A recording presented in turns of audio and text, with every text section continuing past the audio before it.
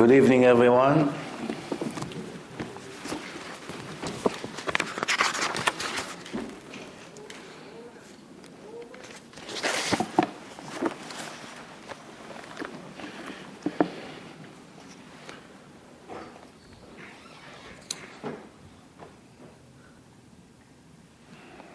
Yesterday, which actually it's Sunday night, an Israeli guy, 28 years old, went from Israel to Greece for business. And he had an accident and he died. And he is a brother of a person that learns in our yeshiva in Monsey, maybe 12, 13, 14 years. I used to teach him Gemara when he just came to the yeshiva. He's there about 14 years. This shiur will be for his Ilui Neshama. His name is Tomer Ben Inon Busi. If you remember, one time I said a story about a guy that we had in our yeshiva, that his parents came to visit from Israel, and they had 4 big suitcases, and they had a very early flight in the morning. And they asked their son, his name is Leo, did you arrange a car? And he said, Hashem will help. They said, what, tomorrow morning at 5 o'clock, 5, 6, we have to be on the road, from Monsey to JFK. How are we going to get a car at 5 in the morning? And we need a van. I cannot have a regular car. It's you, your mother, and me, his father is saying, plus 4 big suitcases. How are we going to fit it in a car? But this guy was a very strong in Emunah, Baal Tshuva, this Lior Edri, his name. He said to him, Hashem runs the world. If you have to get to the airport with your suitcases, you will. Now he's thinking to himself, where will I even get a car from? You know? So he went 5 in the morning to the mikveh, and he met a guy there in the mikveh. Who is he? His name is Gilad Busi, a Yemenite Israeli guy, which on the side, besides most of the time he learns, he does some car dealing, selling cars. So he asked him, Gilad, do you have any idea where can I get a car? I have to take my parents now to the airport. So he said, I have a car outside with a dealer plate. You can use it. I gave him the key. He comes out, he sees a minivan. This is the kind of guys we're talking here about. So this Gilad who gave him the car, his brother passed away. So before I came here, I went to be Menachem Avelim, sitting Shiva in his house in Monsey. So he showed me how many people writing about his brothers in a Facebook. Hundreds of people. What a lost, what a great guy, what an amazing guy. So I asked him, I saw some of the picture of his brother, I saw he wasn't religious, no yarmulke. You know, so I asked him, your brother had any relationship with religion? So he told me, he said to me, when I'll get married, of course I'll be religious. He even started to put tefillin for a few months. I was helping Chabad in Bulgaria to make a kosher restaurant. I was doing things in religion. Not enough. You have to Shomer Shabbat, all things that I've been talking about for years. So it reminded me a story that about 15 years ago, Mamash, it came to me like a flashback. 15 years ago, there was a guy from Staten Island named Arnon, 21 years old, earring over ear, hair in 3 different colors, yellow, orange, green. You know, so we've been begging him to come to a seminar, weekend seminar, for, Judaism. And the first time he promised to come, he didn't show up. Second seminar, he promised to come, he didn't show up. Third seminar, I was on top of him. I said, Arnon, no more stories. Are you coming? He said, yeah, the bag is ready. Don't worry, you'll see me there before Shabbat.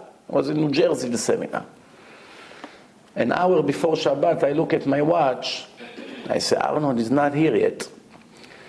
I don't know, he promised so many times. How? I'm thinking to myself, how a person can be like this? Promising, and have no plan to come even. Why? Just be a man. Say, I'm not showing up. Leave me alone. That's it. What are you telling stories? I'm eating my heart. 5 minutes before Shabbat. He's not there. 10 minutes, Shabbat started already. I say, listen, Arnon is a Chiloni. He's not Shomer Shabbat. He may even show up at 11 o'clock at night tonight. I mean, I'm thinking to myself, he probably will show up. Still will show up. All night, Friday night, I'm giving lecture, I'm speaking, other rabbis are speaking, but really my mind was only at this Arnon.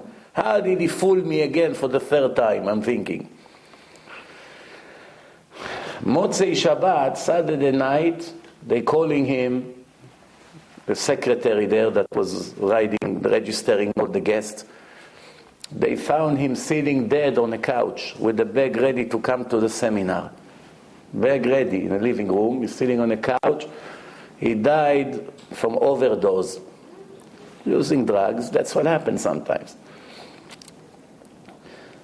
So it was very hard for me not to have tears when I heard that that's what happened to him. Because I was thinking to myself, that's what most people don't get. He was already on the way to come to the seminar, and we have very high level of success in the seminar. Very high level of success. We either make the people fully religious or partially religious. We plant something in them. Usually that's the way it works. Seminar is very intensive. It's all live. It's the atmosphere, it's the music, it's the kosher, it's the kosher food, it's all the people. It's something, it's very effective. So I say to myself, how is it that Hashem couldn't wait 3-4 more days before he killed this guy? He knew that he's planning to come to the seminar. He saw he packed a bag. Hashem couldn't wait 4 or 5 more days to let him come to the seminar, and then if it wouldn't help, then he'd take him. 21 years old, 20 years old, whatever he was. What do we learn from here? That people that think that Hashem will wait for them forever, they are dreaming. Some people got lucky, they had many chances, and in the end they did become religious. The majority don't. They just don't. They die before. This is what the Gemara says, and it's in the Gemara. If it wouldn't be in the Gemara, I would be afraid to say it. But I only say what I can back up. If I say something, I have to be prepared that somebody will challenge me and say, show me, prove. So the Gemara says, האומר אחטא ואשוב, אין מספיקים בידו. Someone who find the truth now and say, one day I will be religious, the Gemara say, you will never be. Never be. Hashem will not let you. Why? Because people have to finally wake up and realize their religion is not a joke, is not a hobby, is not tradition, is not a custom, is not something you like it, fine, you don't like it, fine. It doesn't work this way. It's everything. That's what life is all about. That's what King Solomon wrote in his will. Read in Kohelet. Sof davar hakol nishma. In the end, everything will be heard. Et האלוקים ירא ואת מצוותיו שמור כי זה כל האדם. Fear God, keep all his mitzvot, because that's what the human being is all about. And many of us, almost all of us, almost with no exception, seems to forget that every day. We think we have time. There will be time. There will be time to correct. There will be time to correct. One day I will. And one day you will, one day you plan, one day you dream, and then 1 second before you realize that, okay, it's time to wake up, it's already too late, you missed the train. I had a similar case to this. It was a taxi driver named Rabbi Mizrachi from Brooklyn. You know, I like to give names that nobody have any doubt that I'm not chas v'shalom making up stories. So he used to work in Mount Sinai car service in Brooklyn. I don't know, 8-9 years ago. Hard for me to know the years. A few years ago. and he was in his 40s, and he had a non-Jewish girlfriend. And there's a guy that used to work in those days for Shofar organization. And he is a very good friend of mine until today. He lives in Monsey. Very, very nice, dear guy. And he said to me, I want to bring this friend of mine named Rabbi Mizrachi to your house for Shabbat. We have to save him. We have to save him. I feel bad the way he lives. We have to save him. I said, okay, bring him. It was Thursday. I wait for him tomorrow. Let him come. The guy didn't show up. I said, okay, probably changed his mind. Sunday, when I walk into the yeshiva, we have a little room in the yeshiva, coffee, tea, little tiny room, 3 by 3. So we meet in a tea room. I say, your friend never showed up. He looks at me, says, you didn't hear what happened? When he packed the bag, it was out the door. The non-Jewish girlfriend of him took a knife and stuck it in his heart and murdered him. Had some kind of an argument. Whatever the argument was, I don't know. It was on the way to come to me for Shabbat. And if he would come for me for Shabbat, 99% he would leave religious. Because when a person is already willing to come for someone religious for Shabbat, and he knows that this person is going to brainwash his brain from all the dirt that he has all these years, is willing to already come for a place to keep Shabbat, the chance that he will change is very high.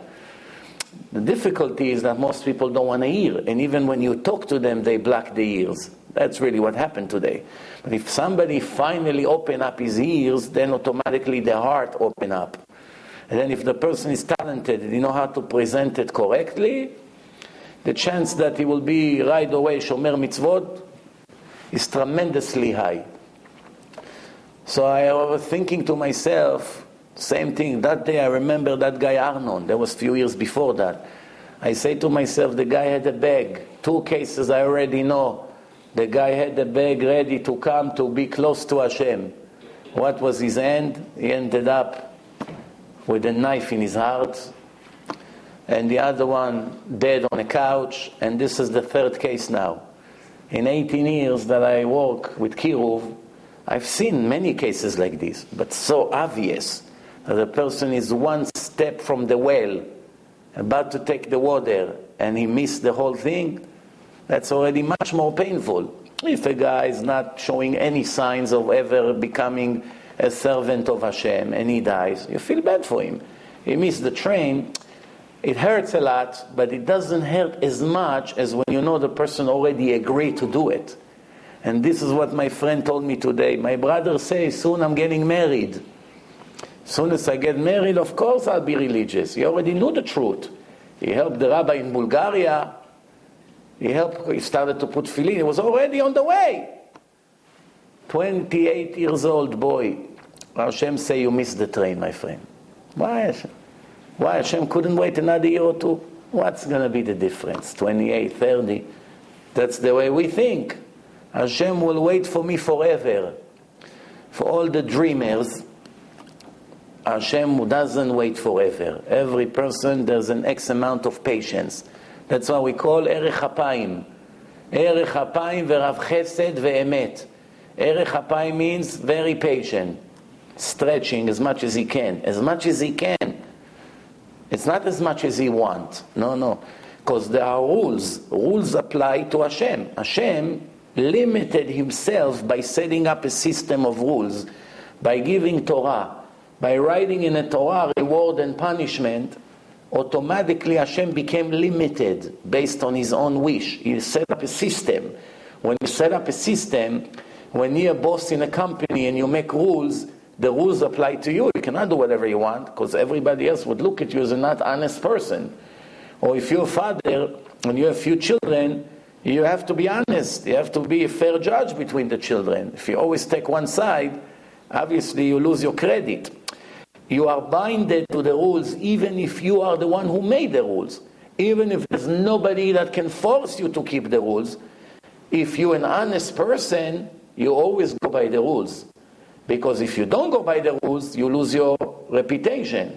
And Hashem cannot afford one time in a history to lose his reputation of the most honest thing ever existed. No one can be more honest than God himself. So when Hashem say, I'm the fair judge, that's it. That's it. There's no more, from now on, there's no more stretching as much as I want. I can stretch as much as I can, just like in a court. There's a limit to how much the lawyer can extend the case before the person goes to jail. There's a limit. There's a limit to how many years the judge can put you in jail, or how fast he can let you go free. Can't do whatever you want because you're his cousin or something. You murdered someone. The judge can try to do as much as he can, but he has limitation.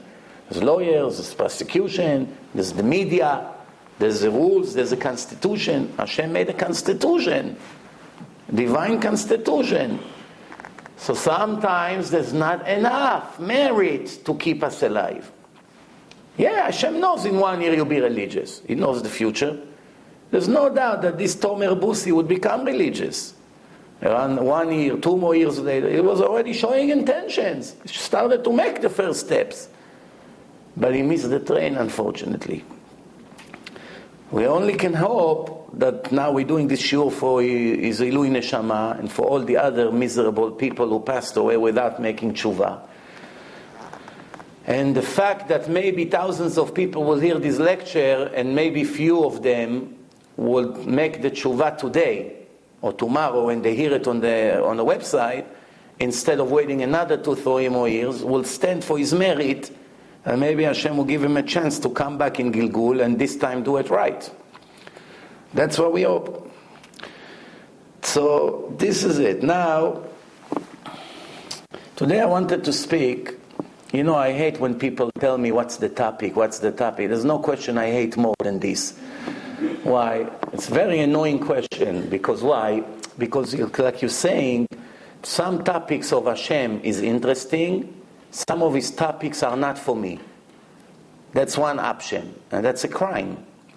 That's a big chutzpah. You can say to a movie director, some of your movies are good, some are not good. It's still insulting, it's still no derech eretz. Most of us won't do it, but if you did it, no, you're not a criminal. You're just not a polite person. But saying it to Hashem, some parts of the Torah I'm willing to come to hear, and other parts I'm not, based on my personal gain, based on my personal interest, that's a big chutzpah. That's mamash rudeness. But there could be another reason why some people ask all the time, 10 times, texting, what's the topic, what's the topic? Maybe they already heard certain topics so many times that they feel I'm already a world expert in certain topics. Like every woman, she's already an expert in modesty, even though almost nobody keeps it. But every woman, modesty again, not for me.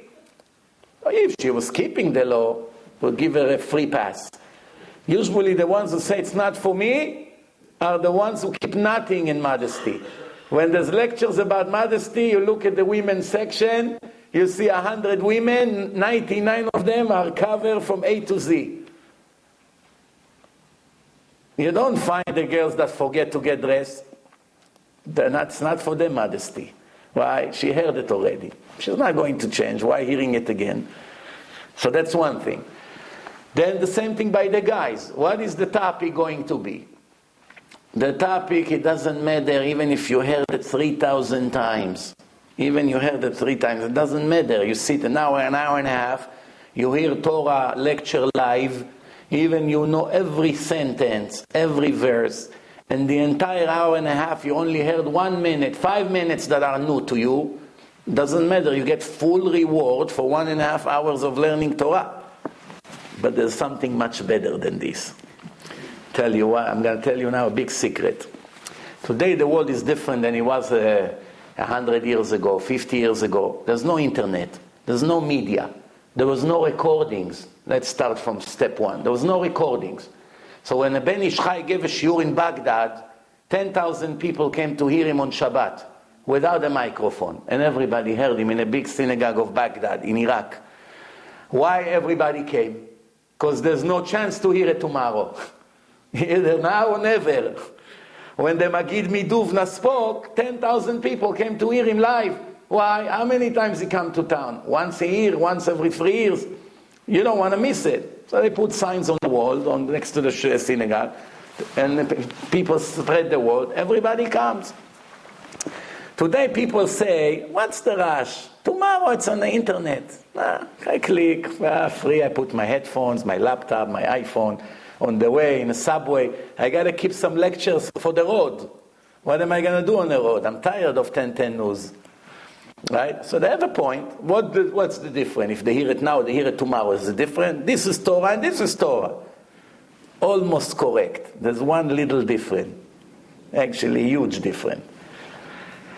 Who knows what's the difference? Let's see if you ever thought about it yourself.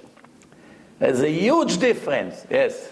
If you say that you're not going to come to the lecture because it's on the internet, chances are you're never going to get around to hear it on the internet. That's always a possibility. Let's talk about a very persistent person. That he will hear, he doesn't miss one lecture on the recording. He doesn't. He like it. Some people are getting addicted to the lecture. They hear it a few times. Baruch Hashem. We only get addicted to Torah lectures. Say amen. Just for that we're allowed to be addicted. So what do you think? Why I say it's such a huge difference? Why? You get Schar Alicha. No, it's a good point, but not convincing enough. Yeah. For me, it's a different type of connection. Whether it's, I don't know, I just enjoy coming to the... Some people claim that in live is much better when on a recording. And you on the shul itself, that's what the Torah is? All the things you say is correct, but it's not enough to now rush from work without eating dinner and 9 o'clock already be in the shul. You just came from Manhattan, 47th Street. You arrived home 8 o'clock. You don't even have time to eat. Right away have to run to a shiur Torah, lecture. You say, what's the rush? I'll watch it tomorrow night in bed before I fall asleep. Or tomorrow in a car. I connect my iPhone in a car and I hear it tomorrow. It's no rush. So the answer is, listen good, I'm sure you never heard this before. There is a rule in the Torah that many of us don't pay attention to. Technically in life, everyone has a talent. One person is a guitar player, one person is a singer, one person is a computer expert, one person is a doctor. Everyone has some kind of a talent. One woman, she knows how to sew very well. There's different talents in the world. Almost every person has at least one or more talents. So people think the only way I can gain mitzvot is using my talent. For instance, if I'm a rich guy, I donate a lot of money for good causes, and Hashem gives me a lot of reward. True. If I'm very smart and knows how to talk, so I give a lot of lecture, many people become closer to Hashem, I get a reward, I use my talent. If I'm a musician, I play, I make all kinds of things, Chatan and Kala, in Brit Milah, Bar Mitzvah, I make people happy, I go to hospital, play for the patients over there. So I use my talent to gain mitzvot. I'm a computer expert, I volunteer. DivineInformation.com, every problem, Yochanan, problem, this doesn't work, no problem, Rabbi. 2 minutes later, done. So, in between work, volunteer, use his talent to do good things. That's true, but it's actually a little bit deeper. We can gain a lot by using other people's talent as it's our talent. Who understood what I said? I repeat again. We can gain a lot. For instance, I don't have millions of dollars. I don't. I can benefit exactly like a person that have millions of dollars and donate a lot. He build shivot, he build a lot of things. I cannot build, I don't have the money for it. He has. I can benefit like I did. How? By me convincing a rich guy to give, it's count I gave and more. I don't need the money really. Listen good what Hashem did in this world. He say, it's true, if I gave you money, you must use it correctly, otherwise I will punish you. But a person that doesn't have the money, thinking, okay, I'm dismissed. I want to build yeshivot, but I can't. I'm poor. I get money from Tomchei Shabbos. What? How am I going to build yeshiva? Wrong. If you have a brother that is rich, you convince him, he gave, account you gave.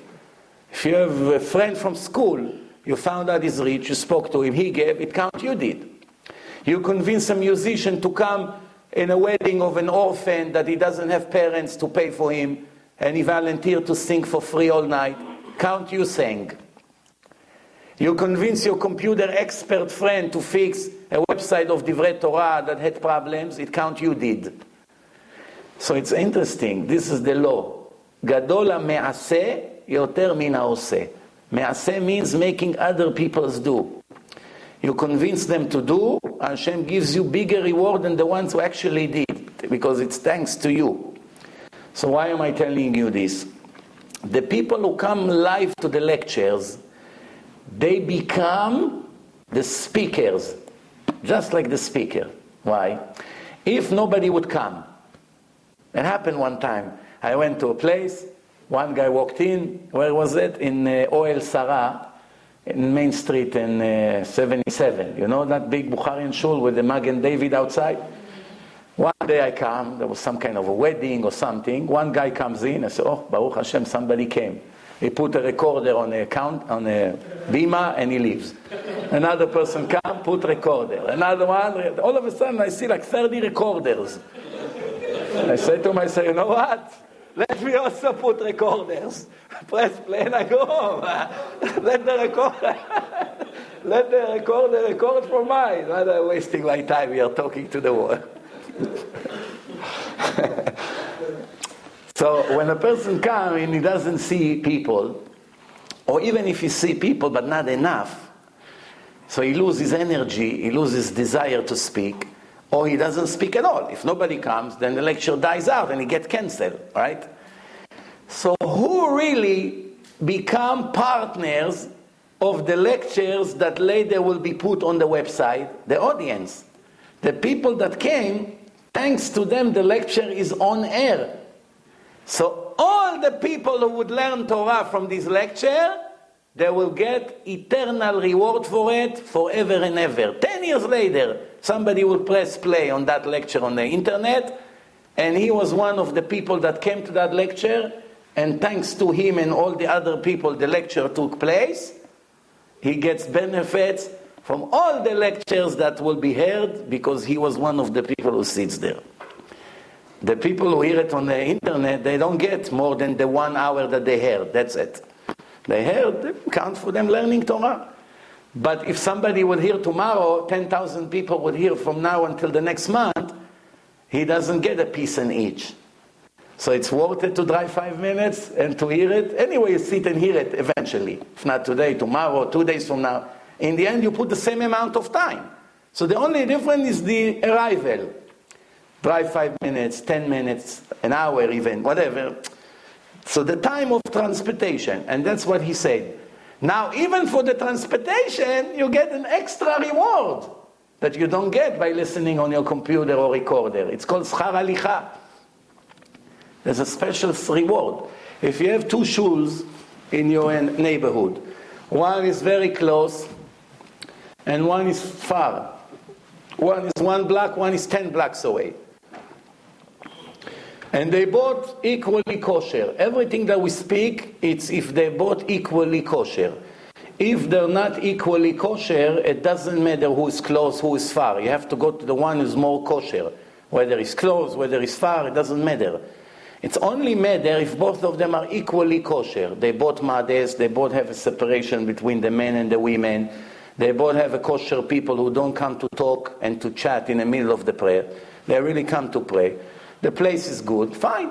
So then there now you have the option, where should I go? 1 block away or 10 blocks away? You go 10 blocks away, you don't lose the extra 10 minutes walk. For every step Hashem pays you reward. So it's very good. Anyway, we need to do some exercise, so you walk. You need to walk, we hardly walk. Sometimes I wonder, some people, they have to go shopping 2-3 blocks away from home, they go with a car. He lives in Main Street, he wants to go to 147th Street, he gets in a car, he goes 2 blocks. But then, after that, she goes to the gym to run for half an hour. Why? You can go and walk in the street. Walk here, walk there. Walking in the street. Do your errands. Go to the store, go to the bank, go to pick up the kid. Walk. What's the point of doing everything with a car, then going to burn another hour to do exercise? Do the exercise while you have to do positive things. Today I wanted to speak about a topic. After all, when I see that they constantly hear what's the topic, so I have to make up a topic. So I say that I'm going to speak about things that we thought that they are a fact, but they are actually false. Now the only problem is that I can make 1,000 lectures about this topic. Part 1, 2, 3, at least 1,000. So maybe it will become a series, you know? Like many of the lectures I thought I'm going to do 1 or 2, and then it became 50. The Talmud series, the Mesilat Yesharim, 26 lecture. It can go and on and on and on because it's different topics. But the idea is the same idea. We do many things in our life when it comes to religion, or even nothing to do with religion. In health, in eating habits, exercise, medicine, many things that everyone can swear that it's a scientific proof.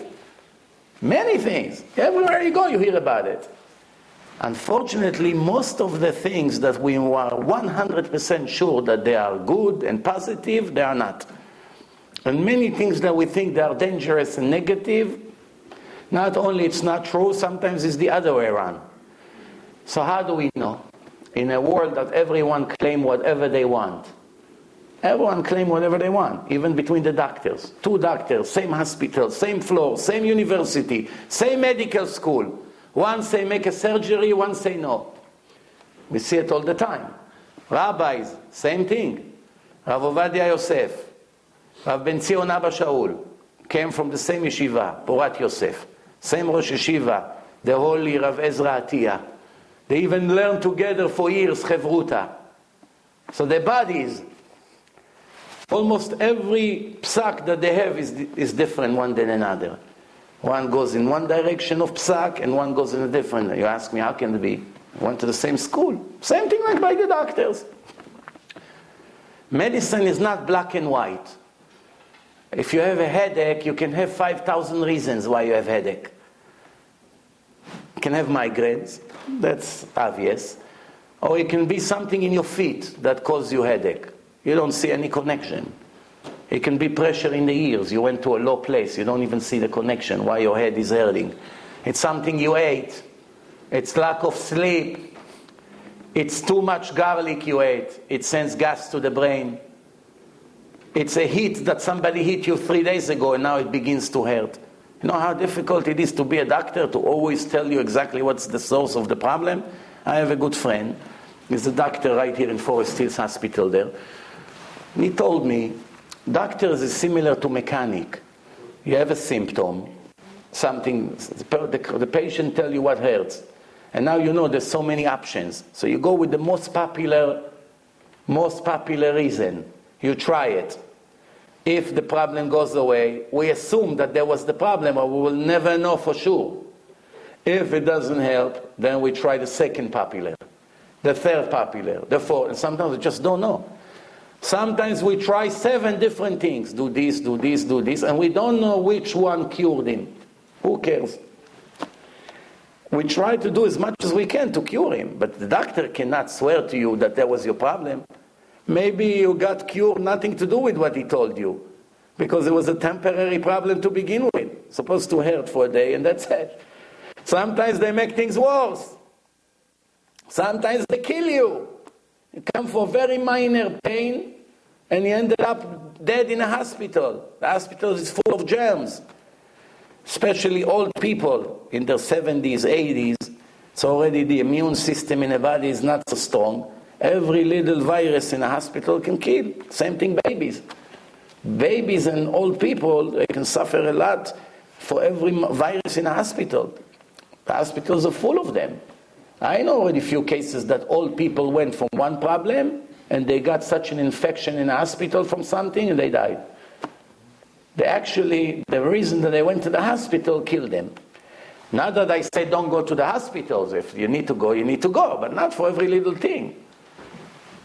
Sometimes people become very paranoid. Today, especially today, when you listen so much to the news, it's very difficult to stay normal and not to be paranoid. Why? Every hour you hear somebody has got cancer. Every hour.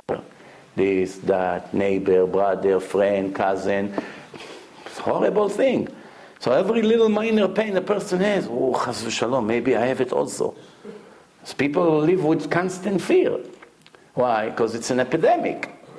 Now, you know, in Israel, something new now. It's not new anymore. Almost every 2-3 hours, somebody get murdered. Do you know that or no? Today, 2 kids got murdered. In the morning, another person got murdered. Last night, another one got murdered. How come? When I was a kid, in a period of 20, 30 years that I grew up in Israel, from the time you're born until you become an adult, I don't remember one case of murder. One. In 20, 30 years. Today, every hour or 2. Families get butchered. Kids get killed. People put bombs for another. Competition kill each other. Horrible things. Who can tell me why? Why 30 years ago almost nobody killed anyone? And now every 2-3 hours somebody murdered someone. What happened? What changed? In one generation, what changed? Society always changed. In 5,700 years that we hear, every generation is different than the previous one. But it still doesn't make every other person a murderer. It's more in the news now? People are aware of it? It's more in the news? No. It's something that's happening now. News, no news, yeah, you hear about it more. But before you didn't hear about it at all. The opposite. When I was a kid, in those days, if there was a murder, the media would never stop talking about it. I tell you, I'm going to prove it to you. There was one murder in Israel. There was one female soldier, her name was Rachel Heller. She got murdered. She was a soldier. She was 20 years old. She was my babysitter when I was a baby. That's besides the point. And then she got murdered. And they blamed it on a person named Amos Baranes. And he sat in jail for 20 years. And in the end, they found he wasn't guilty. And nobody ever found her murderer.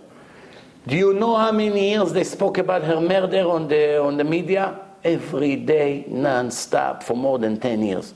There was no other murders to talk about. They're still talking about it. He died. He came out of jail. He got 3 million shekel, which is not even $1 million, after sitting in jail for 20 years and ruined his life. And he died from cancer now. He didn't even enjoy the money. That was his end. But the point is, if it was like today, every 2-3 hours a new murder, who would even talk about her murder bichlal?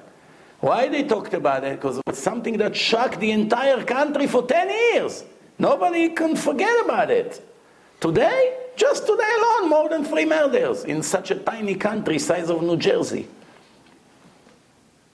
And what about accidents? You know how many accidents were in the last 24 hours? How many people died from accidents?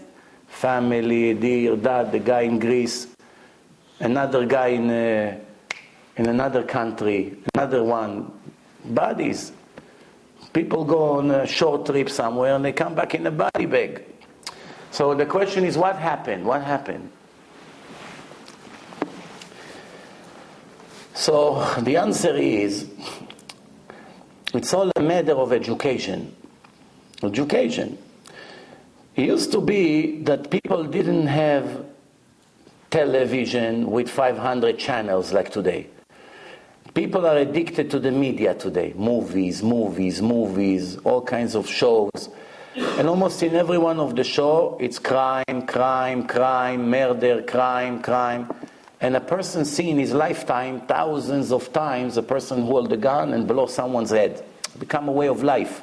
It actually goes into the culture of a person. Just like the way they dress and we imitate them. Just the way they curse and every other boy speaking the same dirty language. It's already feeling like a hero walking with a gun.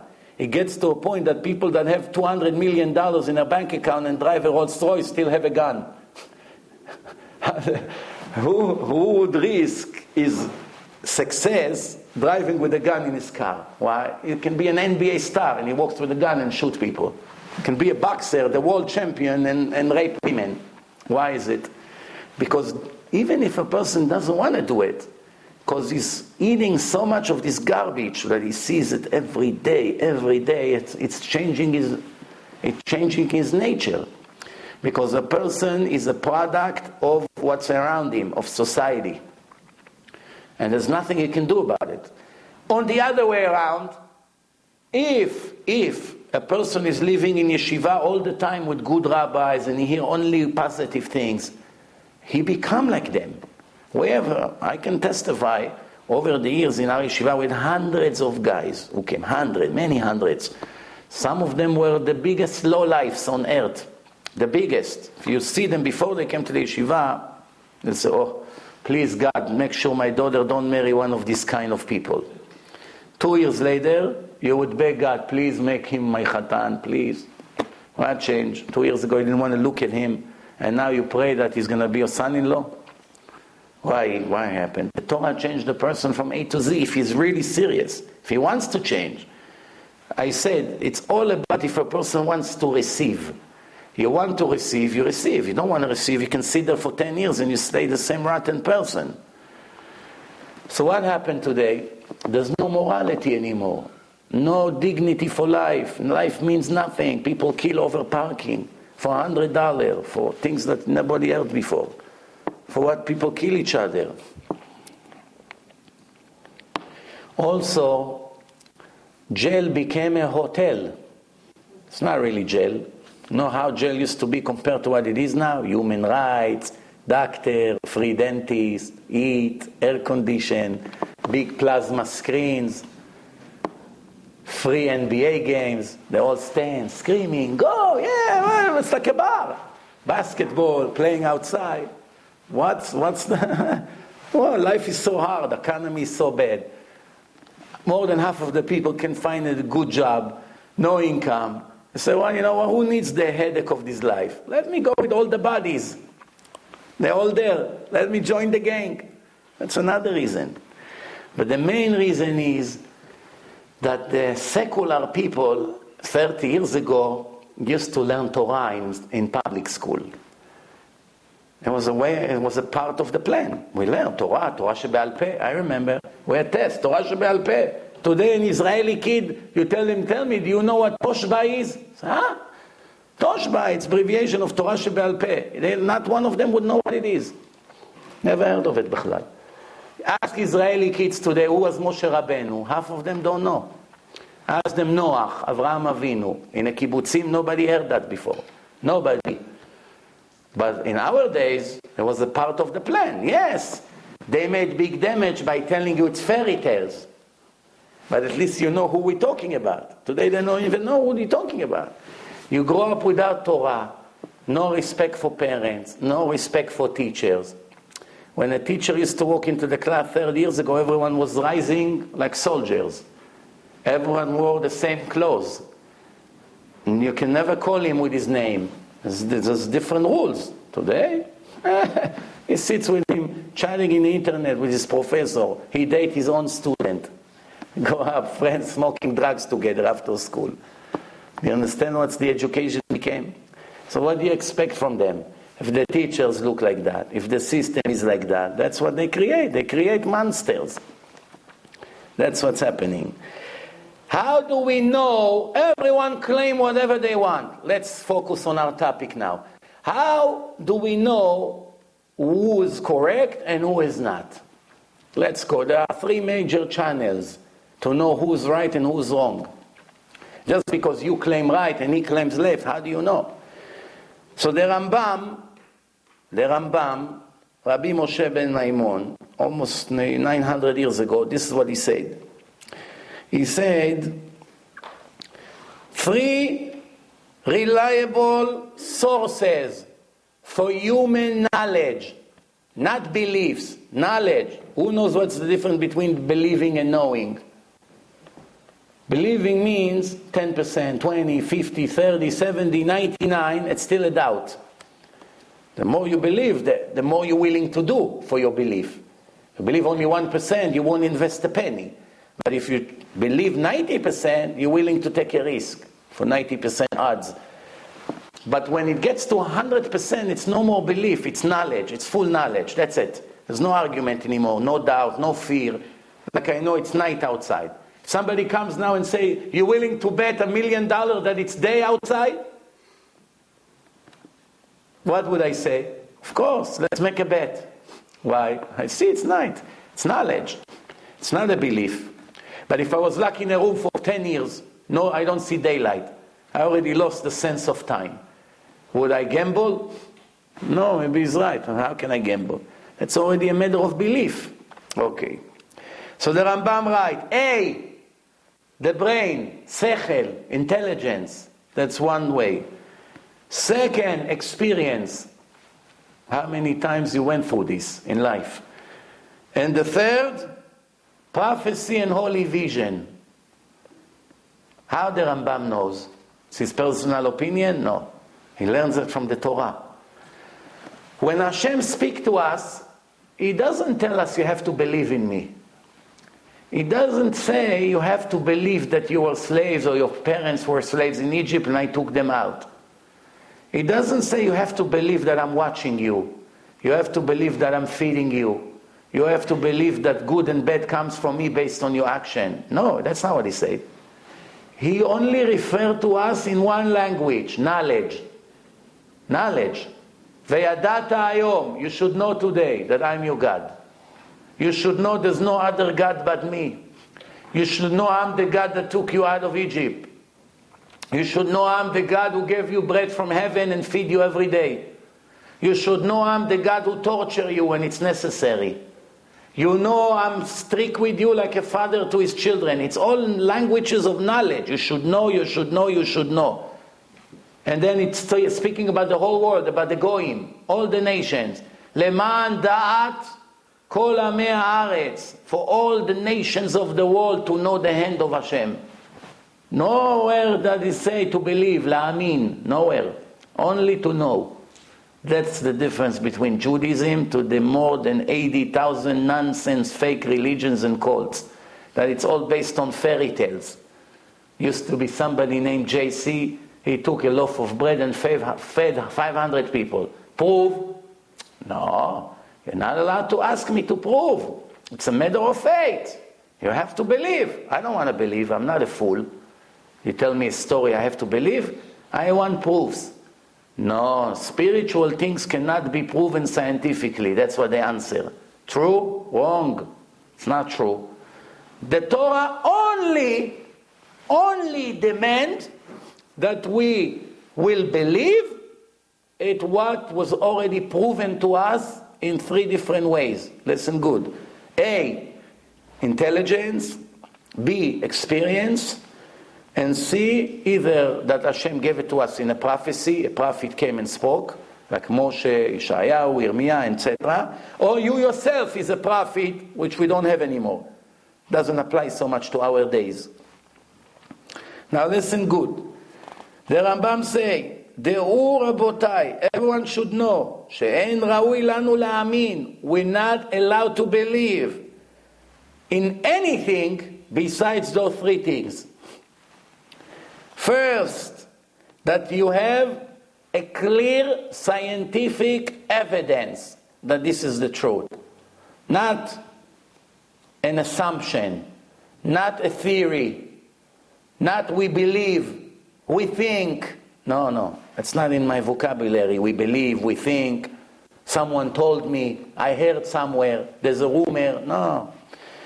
Scientific evidence. You can prove it scientifically that nobody can argue anymore after that. Then I'm willing to listen further. No, get out of my face. I'm not interested to waste time. That's the way a Jew should be. Never to believe in fairy tales. Even if they come from Jewish books. The Baba this, the Baba that, the Rebbe this, the Rebbe that. People make up stories. That's not an integral part of the Torah. The nature of people is to exaggerate and make people more bombastic than what they really were in reality. What's the positive about it and what's the negative? Who can tell me? What's positive about it? After all, some people believe in this way, to make things greater than what they really actually happened. So there is something positive in it, but the negative in it is much, much more dangerous than going with the positive. Who can tell me the positive and the negative? Why would a person take a small miracle and make it 1,000 times bigger than what it was? What's his incentive? No, I'm not talking the Torah. Wait, I'm going to get to the Torah. Torah, it's not open for debates. What Torah Hashem wrote. God is not a liar and not an exaggerator. I'm talking now stories. Somebody tell you 200 years ago there was a rabbi, he did this and this and that. To inspire people. Oh, so they want to inspire people that holy people have abilities that we don't have. Why? Because they want us to also want to be like them, especially the children. You know, I used to be this rabbi, I used to do this and that. You know how he became like that? All his life he learned Torah, he was holy and he prayed and this, da. That's why he was able to do these miracles. That's the positive. So the children, especially when they're young, they feel this is their heroes. So what's better, that your son will have this rabbi as his hero, as his subject for imitation, or some person from the neighborhood who kill people for his living and he knows how to shoot a basketball into a net, so that's going to be his hero. What's better? Of course, he's going to follow this holy person. There's two problems here. Two problems. One, there is no permission in the Torah to lie in any way. Besides life risk, we are not talking about life risk here, to inspire the kids, it's not a life risk. So there's no permission. And the second problem is, Hashem is not interested that we will modify his book and his instructions, even though if we have a good intention. He's not interested. Why? Because we have to stick to the truth. The truth is above everything. So the only permission we have to change from the truth is for the sake of peace between husband and wife. The wife come to me to complain about her husband, what a horrible person he is, and 2 minutes later he comes, I saw my wife speaking to you. What did she tell you about me? What am I going to say? She say you're a horrible, stingy person? No. I have to say, your wife asked me, but if I heard what's the weather tomorrow? Well, who gave me permission to be a liar? It's mitzvah to lie. If I can find something that I can say to make things even better between them, she say you're a great person, that he won't look too suspicious, then it's mitzvah to say this. The idea here, when it comes to peace in a family, almost always are kosher. Even Hashem came to Abraham and say something different than what Sarah really claimed. Why? He wanted to make peace between them. So we learn from Hashem. Life risk. There's very, very rare situation that we will be allowed to lie, but it's mamash 1 to 1,000, 1 to 10,000 in reality. So it's very, very rare. Other than that, you have to stick to the truth no matter what, and there's no permission to make up lies because you want this person to be religious. No. There's no permission. The Torah is full of truth. What do you need to make up lie? There's plenty. It's an ocean of truth, of evidence. If a detective have 50 proofs that this Mr. Smith is the murderer, and he will invent one lie, but he have 50 solid proofs, and he invent one lie, and they catch the lie, what would happen to the 50 solid evidence? They go right to the garbage, and this murderer goes free. That's exactly what happened. You give a lecture like Torah and science. You give 50 proofs, and one of them is a lie. People won't care about the 50 good ones. They will speak about the lie all the time and smash your film to the garbage. Why? He's a liar. He's not reliable. You got to be very careful. People looking for reasons not to be religious. Don't give it to them. The Christians, they have zero truth in their books, unless if they copy it from our Torah. So then it's the same information. But whatever they invented, it's all false. Since they never had the truth, and they don't have any truth, same thing the Muslims, that they make up a lot of fairy tales. Nobody can tell if it happened or not, and people have to believe, and that's how they base their religion. Plus with fear and threats, and if you don't believe, they'll kill you. Today it's mostly the Muslims with fear and threatening, life-threatening. Christian used to be like this until the time of Inquisition, and they saw it got them nowhere.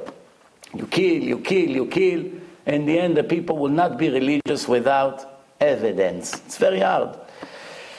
So, the second problem is that if you make up lies, and you write that this and this happened 200 years ago, 300 years ago, in the first time that somebody would prove that it's a lie, this story, that you copy it from a book that is from the Greek culture or from the African culture, and he brings proof that you copy word by word, what would happen?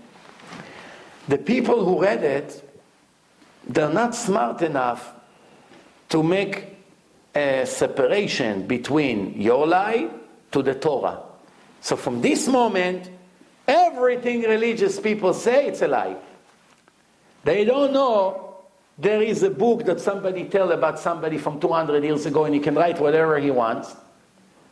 And there is the actual Torah that millions of people received from Hashem live.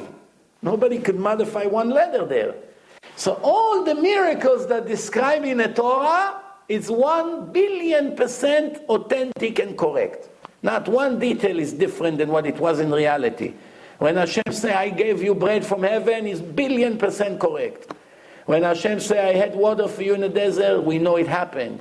When Hashem say, I split the Red Sea, and you all went through the Egyptian drowns, we know 1,000,000,000% it happened. We know for sure, no question, maybe yes, maybe not. No, nothing like this. Other books that people wrote up, it could be 99% true, it could be 1% false, it could be innocent mistakes, it can be intentional mistakes, but that's not the Torah. That's tradition, fine, tradition. You can argue about tradition as much as you want, it's not going to change heaven and hell. The Torah will never change. Remember, don't ever make this mistake mixing up between the Torah and books that were written 3-4 generations ago. It's a big mistake. That's why it's better never to make that mistake. You write only what you know with no question that it really happened in reality. So the Rambam say, first, that you have solid proof, scientific proof, that nobody can argue. Second, you have the 5 senses that the Creator created you with. You're able to see, you're able to smell, you're able to taste, you're able to hear, and you're able to touch. We have 5 senses that based on the senses we know things. I look at a color, I know if it's red, brown, white. How do I know? I see the color, I recognize it. That's good. That's a solid proof.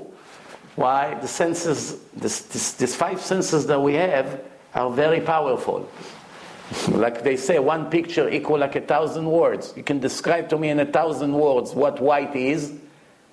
I won't be clear in my brain until you just show me 1 second white. That's it. You don't have to say a word. It's already engraved in my brain. Also smells. You smell good smell, bad smell, it will stay in your subconscious forever. Whenever it would return 10, 20 years later, it brings back right, same situation you've been before. Also when you touch, you know shapes, round, straight, smooth, crooked. You know everything. Hearing, listening, recognizing voices of people. This is all solid evidence. Now, if you based your knowledge on 1 sense, it's good enough. Needless to say 2, 3, 4, and all 5.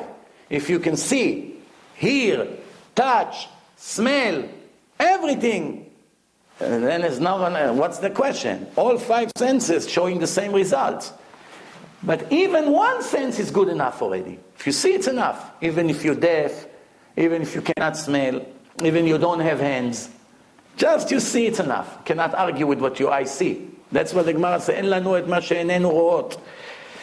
And what's the third thing? The third is the tradition that we received not from our grandfathers. That's also very important. My grandfather made matzot, and he taught my father, and my father taught me. Same thing by the Goyim. They also have tradition. They make the tree for Christmas. How do they know the shape of the tree? They saw their parents doing it. How the parents knew? They saw the parents before. And it goes to the first person who invented this custom. But everybody taught the other one, and everybody imitates the previous generation. It's very simple. So over here, we do everything we saw our parents doing. So obviously it seems that we and them are the same. They copy their parents and we copy their parents. There's only one difference, and that's everything. The source. Who was the source? By them, a human being like you and I, who had all the reasons in the world to lie and to fake. By us, the source was the creator of the world that came to earth and gave us the Torah in front of more than 3 million witnesses. That's the difference. It's a very big difference. Somebody came from the desert and told the story and nobody ever witnessed it. To millions of people heard the voice of God. It's a big difference. That's why no religion will even come near Judaism ever. Not even 1/1000,000%. Never. No matter what stories they're going to make. You cannot even talk about both of them in the same sentence. It's nothing to compare bichlal. So now, it's like this, listen. Whatever the prophets passed to us, first prophet was Moshe Rabbeinu, the famous one. Avraham was a prophet before Moshe. Adam had a vision. But we are now talking, Moshe was a prophet for the entire humanity until today. So whatever Moshe taught us, whatever Yirmiyahu and Yeshayahu and Yoel and Haggai and Malachi and all the other prophets, it's not open for debates. If a rabbi come and say, I think that's what it means, this word. And then a rabbi say, I think this word means this. They have an argument. One say left, one say right. Eventually one right is one is wrong. No problem, the Torah doesn't stand on it. Well, when a prophet comes, it's not even him. It's like Hashem speaking from his throat. That's the difference. If the prophet says something from his own opinion, you can accept it, yes or no. Just like any other big rabbis. Your opinion is that it's allowed, and there's another big rabbi just as big as yours that argue and say, no, it's not allowed. It's machloket. We have plenty of machlokot. It's not the same. I'll give you an example from Nathan the prophet. He was the prophet in the time of David HaMelech. Also Shmuel. Few prophets in that time. David HaMelech came to Nathan and said, I have a dream. I want to build a house for Hashem. One of the prophecies in the Torah, that after we enter the Holy Land, we will build a house for Hashem. Bet Mikdash. Until now it was a temporary Mishkan, portable. We move it from place to place as we move. Now we're settling in the Holy Land, and we have to build a permanent building. But it was almost 300 years from the time we entered, and we still did not do it. 300 years. David HaMelech came and said, now it's time to do it. So he asked Nathan the prophet. Nathan didn't have a prophecy yet. He has to go to sleep at least one night in order for him to receive information from Hashem. Because besides Moshe Rabbeinu, all the prophets can only receive the prophecy when they sleep. The only one who can be up and standing on his feet and receiving information from God is Moshe Rabbeinu. That's why we say, Lo kam od navi ke Moshe. No prophet was able to come means stand on his feet. Never. Only Moshe Rabbeinu. That's what Hashem says in the Torah. Moshe is different than all the prophets. It's a verse in the Torah. Hashem said to Aaron and Miriam after they spoke about Moshe leaving his wife, Tzipporah. So he said, how did you dare to speak about my servant Moshe, which he is different, exceptional from all the other prophets? With him, I speak face to face when he's up. Doesn't need to sleep. All the other prophets after, they have to go to sleep. So Nathan, David surprised him in the middle of the day. I want to start building the Bet HaMikdash. Nathan is a holy man, very righteous man, very knowledgeable in Torah, big chacham. So his natural response was, Chazak u'baruch, Yishar koach, be matzliach, be successful, God bless you, you should build it, you should be successful in everything you do. That was his personal opinion. When he went to sleep, Hashem came to him in a dream and said, excuse me, Mr. Rabbi Nathan, I'm very sorry. You made a mistake. Why you told David that he should build Bet HaMikdash? Did you ask me first? This is a matter for prophecy. It's not personal opinion. I'm not talking if you have to wash your hands now or not. We're talking something that will affect the world for eternity. Bet HaMikdash, the house of God. Should have told him, wait a few days until I get back to you to see what Hashem says to me. David cannot build Bet HaMikdash. He went to war, he killed the enemies of Israel. He was right, but his hands spilled blood. He cannot build Bet HaMikdash. Nathan didn't know that. It was a new law. Nobody ever had this law before to debate it, if he allowed, not allowed. It's the first time that this subject came up. So what do you see? That when Hashem gives him the prophecy, it's like a robot, like hypnosis. I hypnotize you, you sleep. And you say something from your previous life, it can be in a different language. You don't even know the language. It's like a recording. And then I bring you back to conscious. And what happened after that? You look around, and we show you a recording, and you say, I swear to you, I don't even know this language. What am I saying? What am I saying? You understand? So what do you see here? That there's a difference between what you know on your own, your personal opinion, then the Torah is open, it's available for every person to learn. There are rules. If I learn one thing, and I'm sure that I'm right, that's what the Torah meant. And then I open up the Rambam, and the Rambam say the opposite of me. Should I go with my intuition or with his? What do you think? I'll give you an answer. If you don't know anything about medicine, and you have headache, you check yourself, you see a fever, so you say, you know what? It's probably because last night I went without a coat. I caught a cold. Let me take cold medicine. Then your friend is the best doctor in the world, the most expert one. Say, hold on, let me check. He touch your body, touch your pulse, press here, press there. He does some strange things to you. So hurry up to the emergency room. And your intuition say, take Tylenol cold and you're good. And he said, rush to the emergency room right away. Right away. Ambulance, 911, take him to the emergency room. Who should you listen to? Doctor, right? Why? Why not my personal understanding? Because I know that I don't know 1% of him in medicine, or not even 1,000%. He learned 30 years medicine, and I never learned 1 hour in my life.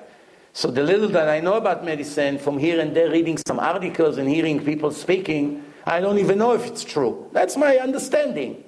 So who do I go with? With me or the expert in this field? The expert. When we know Rashi, Rambam, Ramban, they know all the Torah, all the Gemara, all the Midrashim, all the Sifrei Halacha, everything word by heart. When there's nobody in the world today that can even know 1% of what they know in their brain, without computers, all in the head.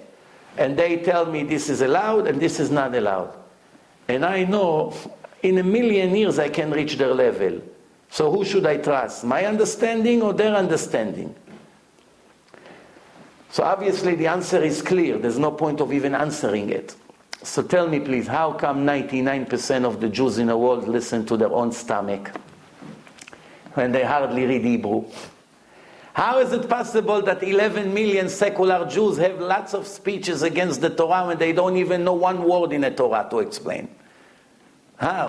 How is it possible that you speak to your father and he thinks he's minimum Rabbi Shimon Bar Yochai and he gives you lectures against the Torah and you tell me, can you read one word in Rashi, and he doesn't even know how to read?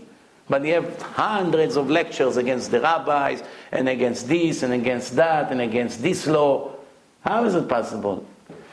The same father of yours or your uncle will never dare to speak against the doctor. Why? He recognizes he's a big doctor and I'm zero in medicine.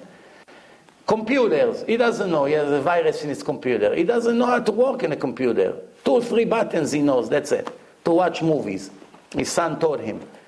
So you only know, you press here, you watch a movie. That's what he knows. Now the computer doesn't work. And a computer genius comes and say you have to do this and this and that. He doesn't argue. He knows who am I compared to him. I don't even know one thing in a computer. When it comes to religion, Rabbi, I disagree with you. Yesterday a guy almost killed me. Who came to my lecture last night? It's after you left. One guy, doctor, don't know anything about Torah, nothing. Maybe he knows about medicine. But he came with his son. His son is a big tzaddik. The subject is he wants to send his son to public school. He goes to 9th grade. And the son wants to go to yeshiva.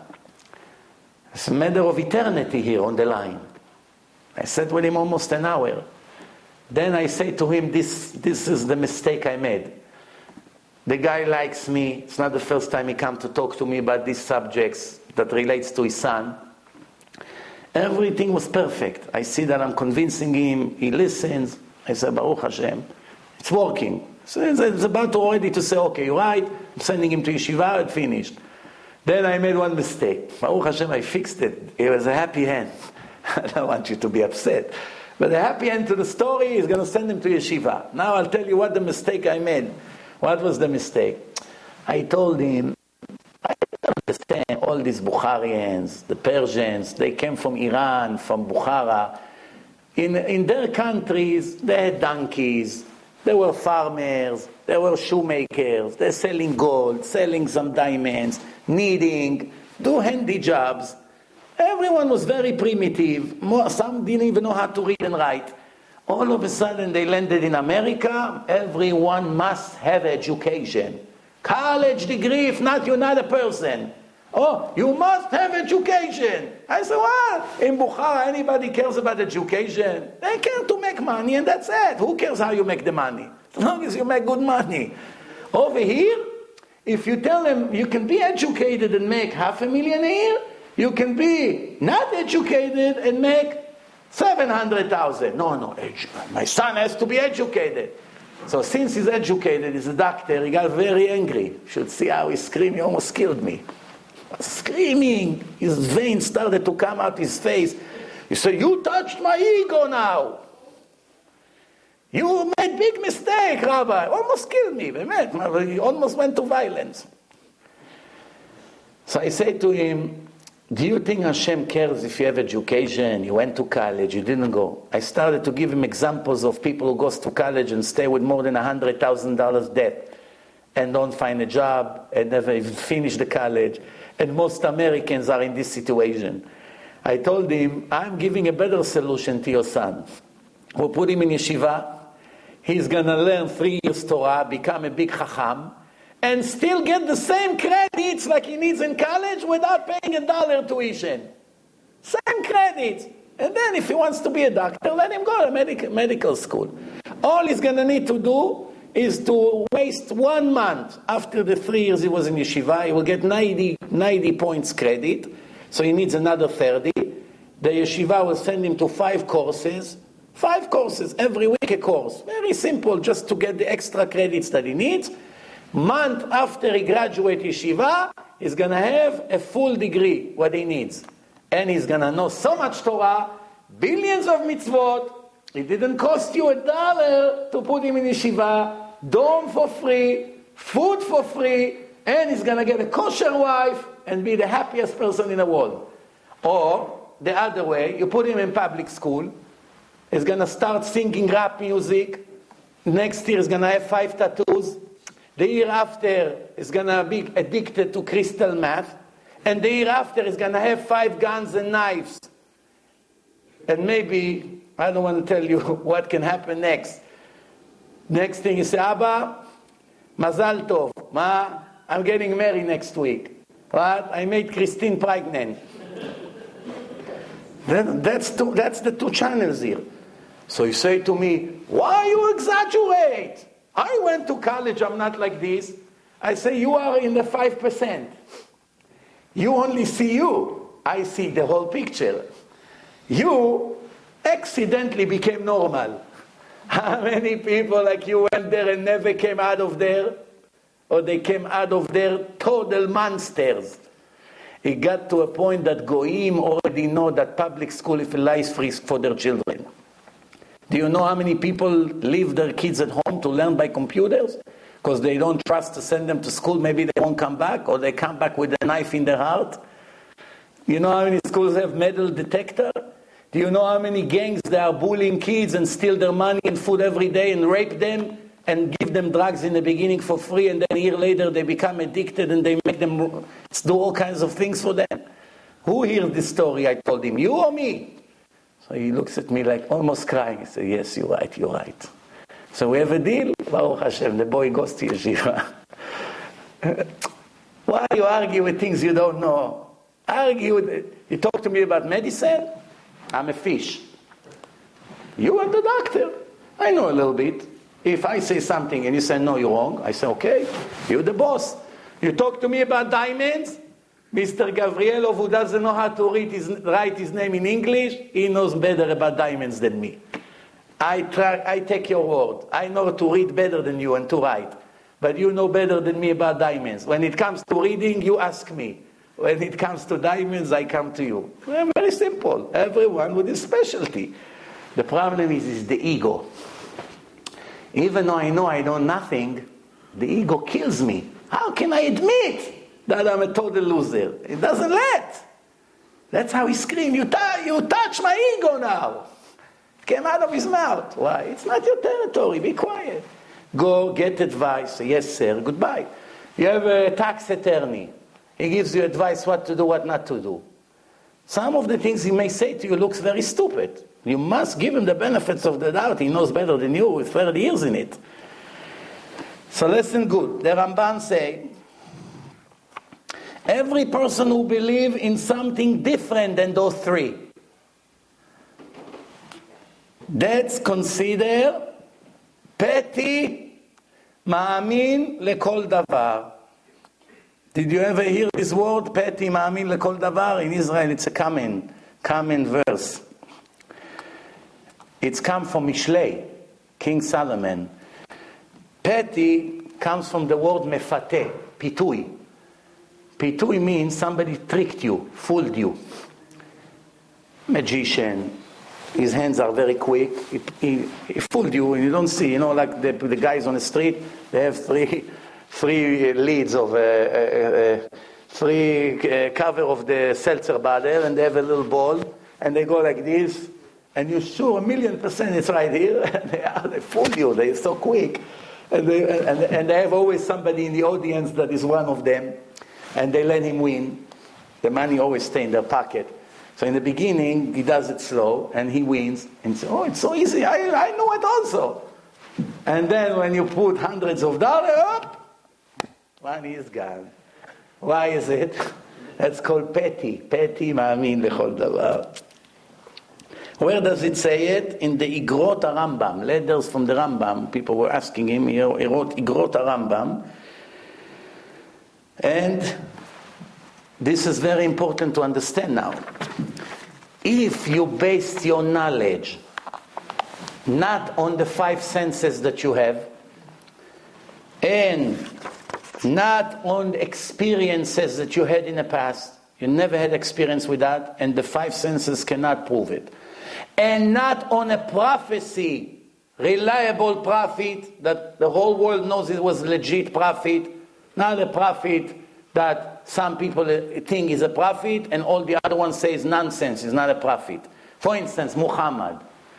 Every Muslim you ask, almost every Muslim, he's willing to swear on his life that Muhammad was a prophet. There's only one prophet. The only one problem, Muhammad himself knew he's not a prophet. Why? There's not one prophecy in the whole Quran, besides what he copied from the other Jewish prophets. That's not his. He copied from the Tanakh. He himself never gave a prophecy. Why? Because he knew he doesn't know the future. He knew. Why would I make a fool out of myself? Writing something in 100 years from now, I want to know I was a liar. So the 3 conditions are the 5 senses, experience, it was proven many times in the past, and prophecy, or Ruach HaKodesh. Not one of the 3, not only you don't have to believe, you don't have permission to believe. There's a good book in English, Permission to Believe, read, small book.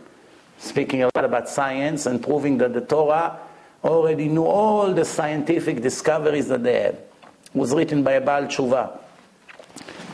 So now, before we conclude, let me give you a few examples of things that we are sure that they're correct, but we are wrong. How many times you heard in your life that if you eat watermelon and drink water together, it's not allowed? If you eat watermelon, don't drink water together with watermelons. You know how many times I heard it as a kid in Israel? Don't eat watermelon and water together. The answer is nonsense. All fruits have 95% of water in it. The rest is flavor. So fruit and water is the same thing. It's like water with some flavors in it. People are in a Jewish world. I'm talking in a Jewish world right now. Soon we're going to talk about other nations. You know how many people, include big rabbis, don't want to learn the law of mournings? When someone died, there's many laws to know. Where to rip the shirt, what side, when, how. When do you see Shiva? From the time he died or from the time they buried the body? What happened if you're not participating in a funeral because you're overseas? What depend on who's the relative, how close he is to you.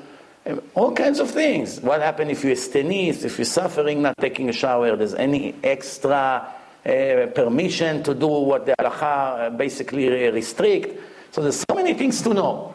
Most people that can know so much Torah, when Chas v'Shalom one of the parents died, they don't know ABC. Big rabbi doesn't know why. Nobody wants to learn it. Why? There is a false tradition. If you learn about it, a tragedy comes to you. So no, people don't want to hear. The answer, wrong. The opposite is correct. If you learn about it, you get a lot bigger reward than when you learn different Torah. Why? There's a rule.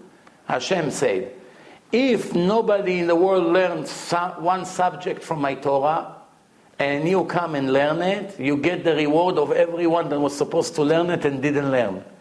So if you learn something that nobody wants to learn, you get a much bigger reward when you learn something that everybody learned.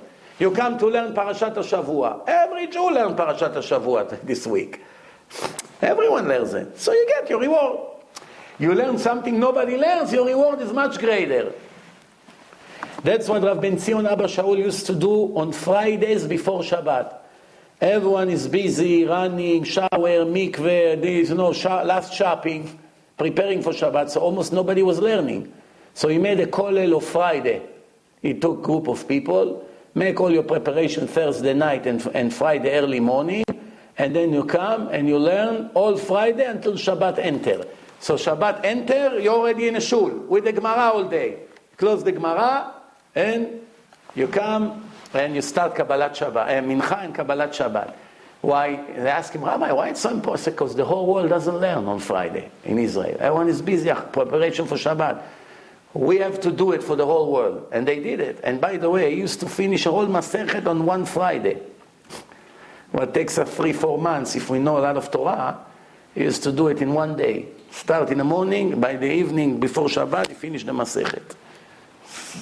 Incredible. We finish, if you know how to learn very good Gemara, you can finish 2 full pages, like 4 pages, 2 and 2.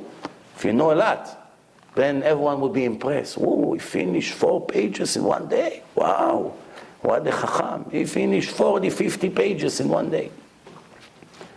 Like a machine gun. The brain is beyond words. Chaim Kanievsky every year finished the whole Talmud, every year. What takes normally 7 years for a genius one, every year. Wow. Rav Moshe Feinstein, hundreds of times. One time Rav Moshe Feinstein made a party. I asked him, what's the occasion? He said, I finish Shisha Sidre Mishnah. I finish all the Mishnayot. Everyone say, but you already finished it 300 times in your life. Now you remember to do a party? It's a piece of cake for you. So he said, no, this one is special. This cycle is special for me. Why? Because I did it while I was folding my tefillin after the prayer of Shachrit in the morning. When everyone looks around, talking, hi, how are you, Mr. Cohen, Mr. Levy, how's the weather, that. When I was folding my tefillin, I learned 1 or 2 Mishnayot every day. Finally, I feel that I got a bonus here. Why? It was on time that was actually wasted, but I didn't waste it. So for me, I feel like this is so special for me because everything else was my obligation. What is it like? You come to work every day, you work 8 hours, and you make the same amount of money for years. And then you had an opportunity, they told you, come, we need you here for 5 minutes, and you went there and they paid you like a weekly salary. So you feel, wow, I got so lucky. Look, in 5 minutes I did what I'm doing in a whole week of hard work. So it's special for you, this money. It's not money that you normally work and make. It's like finding it on the street. כמוצא שלל רב. Then there's something that's very popular. It's called Even Atkuma. Women who have problems giving birth and have miscarriages. So they have a stone that they put on their body, sgula, to protect the baby for not being miscarriage. What's the source of that? It came from the days before the Torah was even given, by the idols worshipper, by the Tkufa Magit. They believe that the way to correct sicknesses is to find something similar to the organ that is infected, and that will be the cure. For instance, if a person has brain problems, they'll tell him, eat the nuts. What's the name of these round, big nuts that looks like the brain? Walnuts. I remember my mother used to say, you want to be smart? Eat a lot of this. Where did she get this idea? It goes from nonsense to nonsense. One person made up this theory, and now it became one of the 10 commandments. You understand? Why? Because walnuts look like the brain. That's the connection. Somebody made it up. So now, for instance, someone who has hepatitis, tzahevet, there's different kinds of hepatitis. So they used to tell him, take the yellow liquid from the tree, the saraf, and smear it in the stomach. That's a great medicine for this. Why? Yellow and yellow. You know? Or, if a baby is born yellow and they're about to postpone this circumcision, so they say put gold on him. Why? The gold will take the yellow out. I never saw that it ever helped. I don't know. Maybe they know something we don't know. But people make up things. Then, they say to Rav Shlomo Zalman Auerbach, first of all, before that, he said in the Talmud, Chazal speaking about this stone. Chazal speaking about it. It's in the Gemara. And they say, if a woman has this stone on her body, because she wants to protect her baby from not falling, is she allowed to walk in the street on Shabbat with that? Because on Shabbat you're not allowed to carry anything in your pockets, on your body, unless if it's something that you're wearing. Even on a watch, there's a big question if you're allowed. So if it's a gold watch, that when it doesn't work, you still use it as a jewel. It's a beautiful jewel. So you would walk with that just for the show off. So then it's like a garment. It's something you wear for beauty. But if it's a simple watch, that once it stops working, you put it in the garbage right away. Or you find one good Bukharian watch fixer, because the only ones who know how to fix watches that I ever met in my life are all Bukharian. They can take the watch for millions of pieces and put it back together, perfect job. Better than the company. I'm telling you. I know one in Arizona, I gave him a watch that was from 100 and something years ago. It was already 30 years, doesn't work. Every watch fixman, in Israel, that tried to fix it, maybe it was fixing it for a day or two and it starts again. I brought it to him, bought it like brand new watch. And also there was lots of scratches on it. He made it shiny like it came from the factory. So I'm more than 100 years old. My grandfather got it from his father in Iraq in the time of the Ben Ish Chai. A Swiss, very antique old watch. He got it to fix. I said to him, I already gave up on it. Fixed it. It reminds me about a good joke. One guy was looking for someone to fix his watch, so he see on the window of the store a big clock. Oh, Baruch Hashem, I found someone to fix my watch. So he comes inside, see a rabbi with a beard, reading Tehillim. So he comes to him and say, "You fixing watches?" He said, "Do I look to you like someone who fixes watches?" He said, "Oh, what are you?" He said, "I'm a mohel. I'm making circumcisions." So he said, "So why did you put a big clock in the window?" He said, "Why did you want me to put?"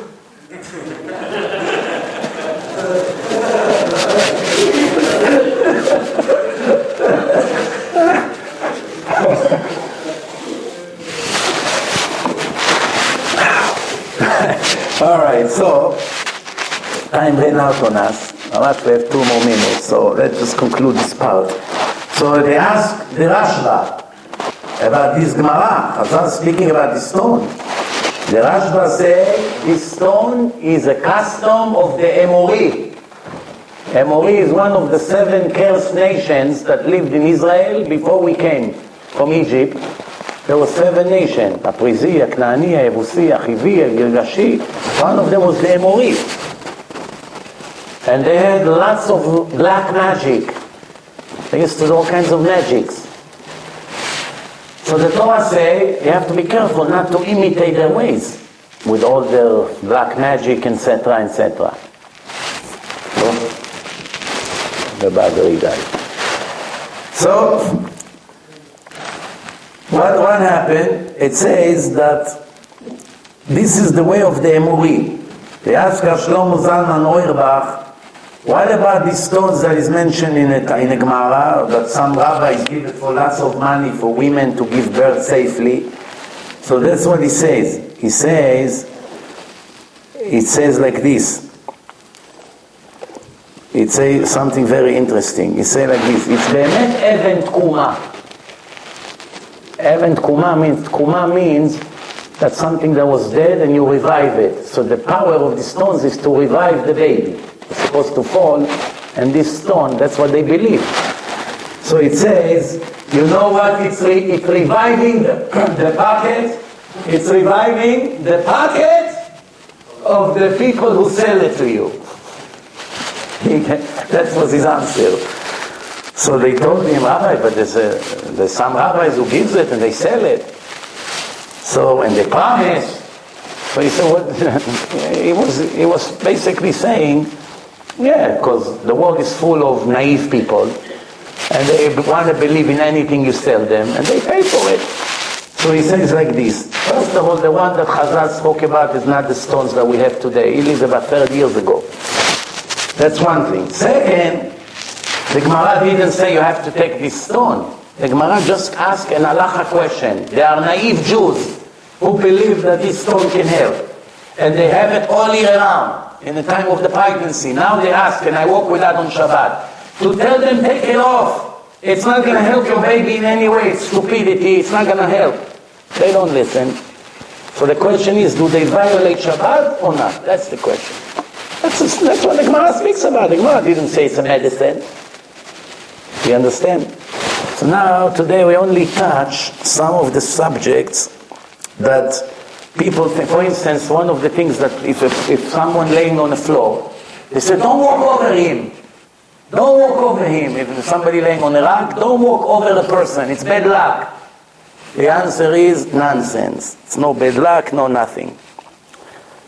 There's no damage, no nothing. But Chazal say, it's kvod habriot. It's disrespecting the person, walking over him. But it's no physical damage, no spiritual damage, nothing whatsoever. Or they say, don't walk over the baby, he's not going to grow. It's going to stop his growth. True or false? Of course false. So why are you willing to kill for it?